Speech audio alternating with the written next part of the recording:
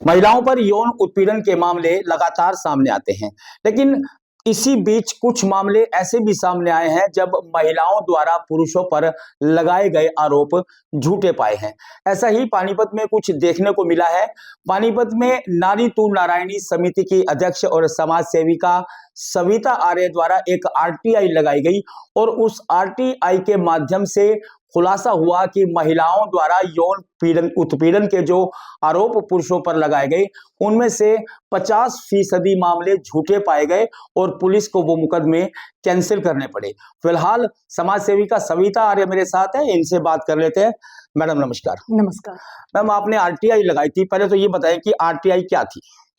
जैसे महिलाओं के साथ जो कोई भी घटना होती है तो अलग अलग आरटीआई लगाई थी मैंने। जैसे चाहे दहेज की है, चाहे रेप की है, चाहे पोक्सो की है, तो अलग अलग आरटीआई मैं लगाती हूँ। हर 2-3 महीने के बाद लगा देती हूँ और फिर मैं बाद में पूरे साल की लगाती हूँ। जी। तो मैंने लगाई थी कि भाई कितने, अब की बार मैंने अलग लगाई कि भाई जो 18 साल से ऊपर जो रेप में मुकदमे दर्ज हुए हैं, क्योंकि 18 साल से नीचे जो होते हैं वो पोक्सो में होते हैं। तो उसमें कितनी मुकदमे जो है वो दर्ज हुए इस साल, कितने कैंसल हुए और कितने टू कोर्ट हुए, यानी कि कितने में जांच चली हुई है और कितने कोर्ट में गए। तो वो मैंने आरटीआई लगाई थी, जिससे पता लगा कि इस साल लगभग 105 तो डायरेक्ट जो है दर्ज हुए हैं। उसके बाद 10 मामले ऐसे हैं जो बाद में धारा ऐड हुई है, जिसमें मान लिया कोई लड़की चली गई, उसके बाद उसमें रेप की धारा जुड़ी, वो 18 साल से ऊपर थी, इस तरीके के बाद में जुड़ी। तो जो 105 मुकदमे जो दर्ज हुए उसमें से 50 मुकदमे जो है पुलिस ने कैंसिल कर किए, जो कि झूठे पाए गए, और कुछ ऐसे जिसमें जांच चली हुई है। तो कहने का मतलब ये है कि 50% जो है पूरे साल में मुकदमे वो कैंसिल हुए हैं। जो महिलाओं को अधिकार मिले हैं उसका महिलाएं दुरुपयोग कर रही हैं, क्योंकि वो झूठे थे तभी कैंसिल हुए हैं। जी जी। तो वो आरटीआई के माध्यम से पता लगा। पहले 35% या 40% होते थे, अब की बार 50%, यानी कि और 2-4 और भी कैंसिल होंगे। तो यानी कि 60-70% जो है झूठे मामले मिलते हैं महिलाओं के। जो महिलाओं को अधिकार मिले, इसका मतलब उसका दुरुपयोग किया जा रहा है। मैम, क्या कारण मानते हैं कि महिलाएं झूठे मुकदमे दर्ज करवाती हैं, फिर बाद में पुलिस ने कैंसिल कर दिया? इनके पीछे कारण क्या मानते हैं?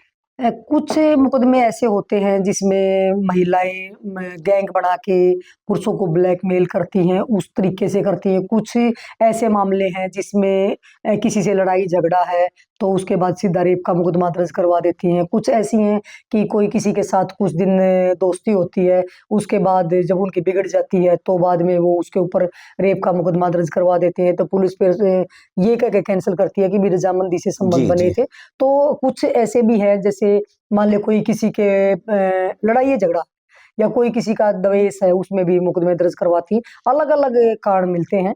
और कुछ आपको पता ही है कि जो ब्लैकमेलिंग और जो इन्होंने मतलब गैंग बना के और इन्होंने धंधा बना रखा महिलाओं ने पैसे हटने का। तो इस तरीके के अलग अलग जो कारण है वो मिलते हैं जब मुकदमे कैंसिल होते हैं। जी, लगातार इस तरह के मामले सामने आते रहे हैं जब महिलाओं द्वारा पुरुषों पर आरोप लगाए जाते हैं। हालांकि पुलिस की जांच होती है, एक लंबा प्रोसीजर चलता है, लेकिन कहीं ना कहीं इस दौरान पुरुष प्रताड़ित भी होता है, उसको सामाजिक रूप से जो है वो बेइज्जती का सामना करना पड़ता है। क्या कहेंगे? क्योंकि देखो महिलाओं को अधिकार मिले, सरकार इसमें बहुत गंभीर है कि महिलाओं के साथ कोई घटना होती है उसके लिए जिस तरीके से महिला थाना खोले गए थे कि भाई महिलाएं जो है अपनी बातें पुरुषों के सामने जाके नहीं रख सकती, इसलिए महिला थाना खोले गए थे। और उसी का कुछ महिलाएं जो है उनका दुरुपयोग करती हैं, और जो सच में पीड़िताएं होती हैं उनको भी न्याय नहीं मिल पाता।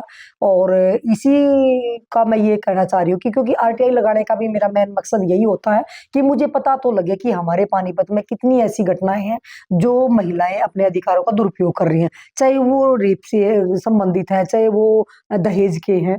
आपने पता कि कोर्ट भी, हाई कोर्ट और सुप्रीम कोर्ट भी अभी इस बात पर गंभीर है कि भी बहुत मामले ऐसे हुए हैं कि जो महिलाएं कुछ दिन संबंध बना के और फिर उनको ब्लैकमेल करती पुरुषों को, उसके बाद जो उनके ऊपर मुकदमे दर्ज होते हैं। जैसे लिव इन रिलेशनशिप में रहती हैं, उसके बाद फिर 5 साल 4 साल साथ रह के फिर उनके बाद कहते कि शादी का जासा देके हमारे साथ ये हो गया। जैसे सरकार ने जैसे 376 होती थी उसकी अब 4 में धारा में वो बिल्कुल कन्वर्ट कर दिया अलग अलग जैसे। तो उसमें भी मतलब कुछ महिला जैसे 69 है, वो भी शादी का झांसा दे के मेरे साथ ये किया। वो उसमें 10 साल की सजा है कि लड़कियां जैसे कुछ दिन संबंध बनाती फिर कह देती भी इन्होंने मेरे को शादी का झांसा दिया था और उसके बाद मेरे से शादी नहीं की। तो कहने का मतलब ये है कि अब जितने अधिकार ज्यादा मिलते हैं महिलाओं को उतने उनका दुरुपयोग करते हैं। और जब मेरे पास फोन आते हैं, जैसे हमें पता कि भी हम महिलाओं की बच्चियों की आवाज जो है मैं उठाती हूँ हमेशा, छोटी बच्चियों के साथ 2 साल की 4 साल की बच्ची के साथ दुष्कर्म हुआ, क्योंकि आपको पता है कि रेप शायद महिला के साथ नहीं हो सकता। 2% 4% हम नहीं कहते कि भी किसी को कोई उठा के ले गया या किसी को कोई किडनैप करके ले गया, वो एक अलग मैटर है कि भी जी 4 लड़के आके ले गए या हुआ। लेकिन नहीं तो एक शादीशुदा जो पति है वो भी अपनी पत्नी के साथ कोई जबरदस्ती नहीं कर सकता या उसका बलात्कार नहीं कर सकता। और क्योंकि ये संबंध मर्जी से बनते हैं और बाद में फिर उनको ब्लैकमेल किया जाता है। या कई ऐसे मामले भी आए हैं जिसमें संबंध ही नहीं बने, मतलब आप पास से भी निकल कर गए या आपने वैसे भी चले गए तब भी वो बिल्कुल कह देती है मैंने इसने मेरा रेप किया और इसने मेरे साथ ये किया। तो जब पुरुष, बहुत से पुरुषों के फोन आते हैं, पूरे हरियाणा से ही आते हैं मेरे पास तो, और जब वो रोते हैं, मतलब पहली बार जिंदगी में मैंने पुरुषों को रोते देखा है, और वो कहते हैं कि हमारे को फंसा जा रहा, हमारे को ब्लैकमेल किया जा रहा है, हमारी कहीं सुनाई नहीं हो रही। क्योंकि अधिकार तो महिलाओं को मिले, पुरुषों को तो कोई अधिकार नहीं मिला। जी पुरुष अपनी बात कहाँ रखे, महिलाओं के लिए महिला आयोग बने हैं, वहां महिलाओं की सुनाई होती है, पुरुषों की तो कहीं सुनाई होती ही नहीं। तो पुरुष फिर क्या करते हैं, वो बेचारे फोन करते हैं कि जी हमारे साथ ये हो रहा है, हमारे को फंसाया जा रहा है, हमारे को ब्लैकमेल किया जा रहा है। तो तब जब उनको रोते देखती हूँ तो तब ये महसूस होता है और दुख होता है कि पुरुषों के साथ सच में ये अन्याय हो रहा है। मैम, जिस तरीके से कानूनी रूप से महिलाओं को अधिक अधिकार दिए गए हैं, जिनका कि आपने आरटीआई में जैसे पता लगा कि दुरुपयोग भी अक्सर होता है, तो आपके नजरिए में क्या कानून, इस तरह के कानून में कोई बदलाव होना चाहिए? तो वो सरकार ने बदलाव तो अभी बदलाव किया, इसमें भी जो हम तो कह रहे थे, हमने तो 69 का भी विरोध किया कि भाई ये जो कानून आया है ये बिल्कुल ही गलत है। कि पहले ही महिला ये आरोप लगाती थी कि भी नशीला पदार्थ खिला के हमारे को ये कर दिया या शादी का झांसा दे के हमारे साथ ये कर दिया। तो मतलब अब और ज्यादा जैसे ये कानून में बदलाव हुआ, इससे और भी ज्यादा मिसयूज हो रहा है। क्योंकि महिलाएं कि तो एक शब्द लगता है कि भाई शादी का झांसा दे के मेरे साथ ये किया, या मतलब कहीं लिखा नहीं होता कि आप पुरुष अपना कैसे वो दे कि भाई सफाई दे कि भाई मेरे साथ ये हो गया। और जब किसी के ऊपर, जैसे मान लिया आपके ऊपर किसी ने रेप का मुकदमा दर्ज करवा दिया, तो पुरुष ने खुद अपने बचाव में पुलिस को वो चीजें देनी पड़ती हैं कि भाई मैं निर्दोष हूँ, जी जी मैंने कोई दोष नहीं किया। और वो अपने प्रूफ खुद देने पड़ते हैं। एक मामला मैं आपको बताती हूँ, मैं बताना ही चाहती हूँ तुरंत, ताजा मामला 2-4 महीने पहले का। एक मामले में एक महिला ने मुकदमा दर्ज करवाया कि मेरे साथ गैंग रेप हुआ। उसके बाद उसने एक व्यक्ति से पैसे ले रखे थे उधारे, मतलब ब्याज पे या उधारे। उसके बाद उसने उसके ऊपर आरोप लगाया कि भाई जैसे 2 व्यक्तियों की उसकी खुद दोस्ती थी, जैसे ऊपर नीचे नीचे जैसे जी बिल्कुल ऑफिसर ऊपर उसकी दुकान है, इस तरीके से उनकी आपको दोनों की दुकान थी, दोनों के आपसी में ही संबंध बने। लेकिन उसके बाद भी उसने किसी से मिली भगत करके उस लड़के के ऊपर एक आरोप लगाया जिससे पैसे लेन देन थे, कि भाई उसने टाइम दिया कि दिन में 1 बजे के करीब मेरे साथ इसने 2 दिन पहले बुला के रेप किया। जब उसने 1 बजे का टाइम दिया तो पुलिस ने 12:30 बजे से लेकर 1:30 बजे तक या 12 से 2 बजे तक की सीसीटीवी फुटेज चेक करी। यानी कि पुलिस ने नहीं करी, खुद परिवार ने दी कि भाई इस टाइम पे तो ये महिला यहाँ से आई भी नहीं, और उसके बाद भी ये इल्जाम लगा रही है कि भी रेप किया। तो उसके बाद जब वो जांच उच्च अधिकारियों को गई तो उच्च अधिकारियों ने जब उस महिला से बयान लिए कि भाई आपके साथ जो रेप की आप घटना बता रहे हो दिन की 1 बजे की, तो उस टाइम पे तो आप वहां से गई ही नहीं। तो वो महिला तुरंत बयान बदल गई कि भाई 1 बजे मेरे साथ नहीं रेप किया, उसने तो मेरे साथ 7 बजे किया था।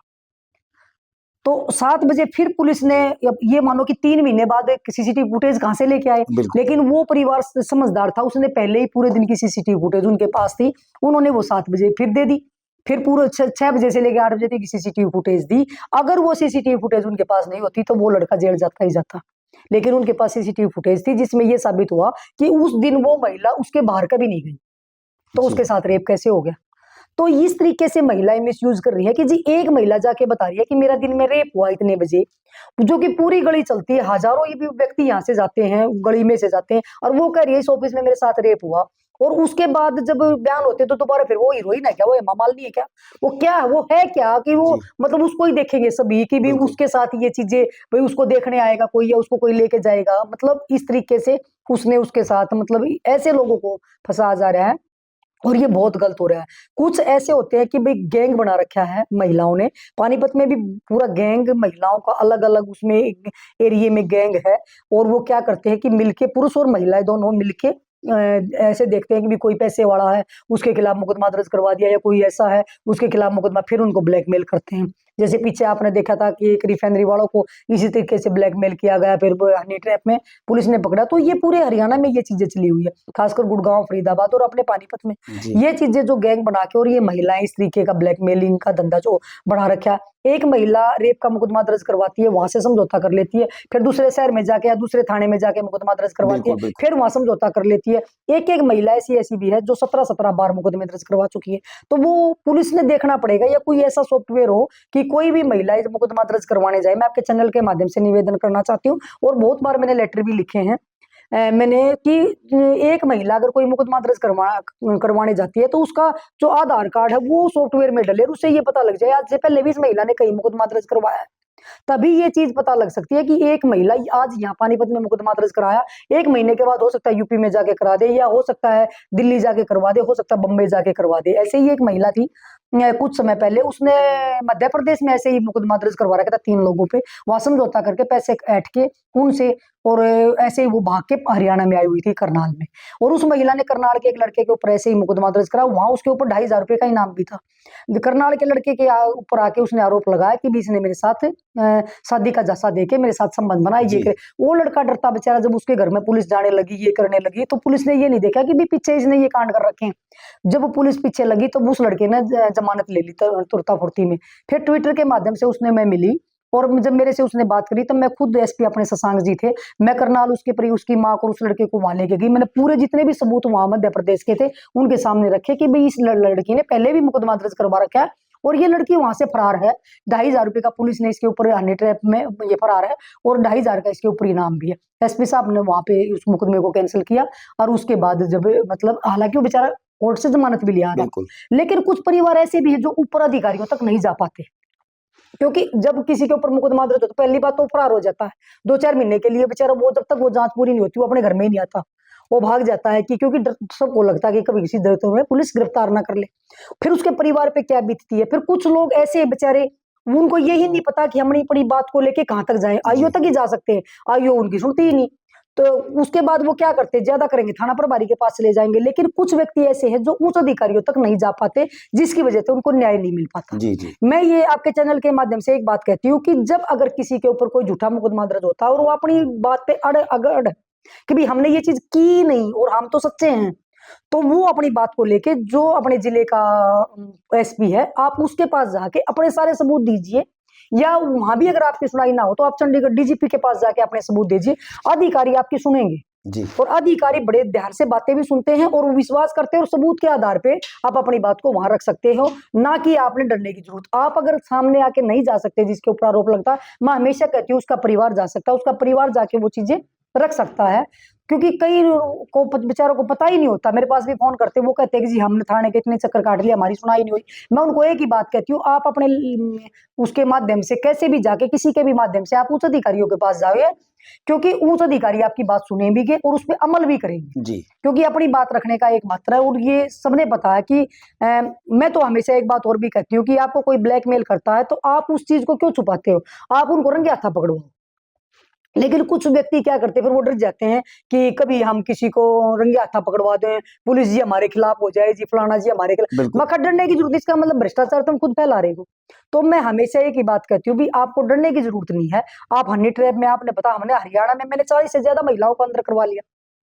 हमने खुद अधिकारियों को, हमने चाहे हमने कैसे भी करके सबूत भेजे हैं, हमने खुद सबूत भेजे हैं अधिकारियों को, अगर जी ये मामला झूठा, ये महिला ने 10 मुकदमे दर्ज करा दिए, ये महिला ने 4 मुकदमे दर्ज करवा रखे, वो हम खुद ही ढूंढ के लेके आते हैं मुकदमे, जी और हम जाके उनके सामने सबूत रखते हैं, भाई ये सबूत है जी। नहीं तो भाई किसी को भी निर्दोष को फांसी पे चढ़ा दो, क्या कर सकते हैं, कुछ नहीं कर सकते। तो मैं ये आपके चैनल के माध्यम से एक निवेदन करना चाहती हूँ कि भाई अगर आप अपनी जगह सत्य हो, चाहे महिला चाहे पुरुष है, क्योंकि इन्हीं महिलाओं की वजह से जो सच में पीड़ित महिलाएं हैं, सच में पीड़ित है, उनको भी न्याय नहीं मिल पाता। जो दहेज के भी, मैं आपको के चैनल के माध्यम से कहना चाहती हूँ, तो दहेज के भी झूठे मुकदमे दर्ज करवाती हैं, जो सच में ही बेचारी दुखी है ना ससुराल में लड़कियां, उनको भी उन्हीं की वजह से न्याय नहीं मिल पाता। जी जी तो ये मिसयूज हो रहा है, दुरुपयोग जो हो रहा है। सरकार ने तो देखो महिला थाने, एक सरकार के आदेश होते हैं। जब मैं कई बार मेरी अधिकारियों से बात होती है किसी से भी, अगर जी आप डायरेक्ट मुकदमा दर्ज ना करके पहले उसमें जांच करो, उसके बाद ही मुकदमा दर्ज करो, क्योंकि बाद में वो कैंसिल करना पड़ता है। तो ये एक बात कहते हैं कि भाई जब कोई भी महिला अगर हमारे पास शिकायत लेके आती है तो ये कानून में है कि वो मुकदमा दर्ज करना पड़ेगा। बाद में जांच में वो झूठा सच्चा वो बाद में कैंसिल हो जाएगा, लेकिन पहले करना पड़ता है। नहीं तो क्योंकि अगर किसी का मुकदमा दर्ज नहीं होगा तो फिर वो मीडिया में जाके बोलेगी बिल्कुल। जी मैं लेके गई थी, मेरा रेप हो गया जी, मेरी सुनाई नहीं हो रही जी, फिर तुम्हारे जैसे चला देते हैं उसको। जी जी तो फिर वो पुलिस क्या करती है, मजबूर होकर उसको मुकदमे को दर्ज करना पड़ता है। लेकिन मैं आपके चैनल के माध्यम से महिलाओं को कहना चाहती हूँ, मुझे शर्म आती है जब मैं पुरुषों को रोते हुए देखती हूँ, और मुझे शर्म आती है कि महिला पुरुषों को इतना परेशान करती है कि वो मजबूर हो जाते हैं। यहाँ तक कि प्रवीण भाई आत्महत्या तक भी लड़के कर रहे हैं जी जब वो इतने परेशान होते हो जाते, चाहे वो अपनी पत्नियों से हैं परेशान हैं या कोई किसी दूसरी महिला से परेशान है, तो आत्महत्या तक भी लड़के कर रहे हैं। इससे बड़ा गंभीर विषय नहीं हो सकता। मैं आपके चैनल के माध्यम से सरकार और प्रशासन से निवेदन करना चाहती हूँ कि किसी भी निर्दोष को जब इस तरीके का जब मुकदमा दर्ज होता है, उसके परिवार पर, उसके दिल पे क्या बीतती है, शायद हम और आप नहीं समझ पाते। उस परिवार से जाके देखो, क्योंकि बहुत से परिवारों से मैं जुड़ी हुई हूँ। जब हमें पता लगता है कि भी उनके ऊपर झूठे आरोप लगे तो हमने कितनी दिक्कतों का सामना करना बिल्कुल। पड़ता, मैं समझ सकती हूँ। जी, तो ये थी सविता आर्य, जिन्होंने बाकायदा एक आरटीआई लगाई, और आरटीआई के माध्यम से ये खुलासा हुआ कि महिलाओं द्वारा जो आरोप लगाए गए, चाहे वह दहेज उत्पीड़न का मामला था या फिर यौन उत्पीड़न का मामला था, आधे के करीब जो मामले हैं वो झूठे पाए गए और पुलिस ने उन्हें कैंसिल किया। वहीं पानीपत के एसपी लोकेंद्र सिंह का इस मामले में कहना है कि इस तरह की महिलाओं के खिलाफ सख्त से सख्त कार्रवाई की जाएगी। दैनिक सवेरा के लिए पानीपत से प्रवीण ठाकुर।